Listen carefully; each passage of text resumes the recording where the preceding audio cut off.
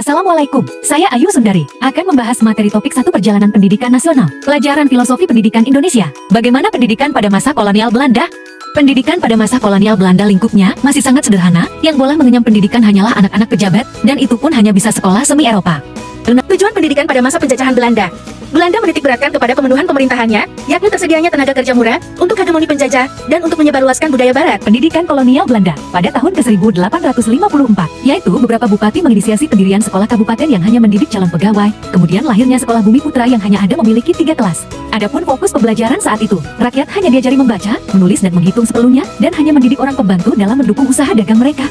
Cita-cita lahir untuk perubahan radikal dalam pendidikan dan pengajaran. 1922 lahirlah Taman Siswa Yogyakarta sebagai gerbang emas kemerdekaan dan kebebasan budaya bangsa yang didirikan oleh Ki Hajar Dewantara. Lembaga ini bertujuan memberikan kesempatan dan hak pendidikan yang sama bagi para pribumi jelata Indonesia seperti dimiliki para priai atau orang-orang Belanda. Taman Siswa ada sebagai jiwa rakyat untuk merdeka dan bebas. Pada zaman kolonial Jepang, pada masa pendudukan Jepang, sistem pendidikan Indonesia banyak mengalami perubahan. Tujuan pendidikan lebih ditekankan hasil tenaga buruh kasar secara gratis dan prajurit-prajurit untuk keperluan perang. Sedangkan, pada masa kemerdekaan, tujuan pendidikan adalah untuk mendidik menjadi warga yang sejati, bersedia menyumbang tenaga dan pikiran untuk negara dan masyarakat. Pendidikan awal kemerdekaan terdiri atas 4 tingkatan, yaitu pendidikan anak usia dini, pendidikan dasar, pendidikan menengah, pendidikan tinggi. Untuk pendidikan tinggi sudah ada sekolah tinggi dan akademi di beberapa kota seperti Jakarta, Leten, Solo, dan Yogyakarta. Selain itu, ada pula universitas seperti Universitas Gadjah Mada. Pendidikan di Indonesia pada abad ke-21.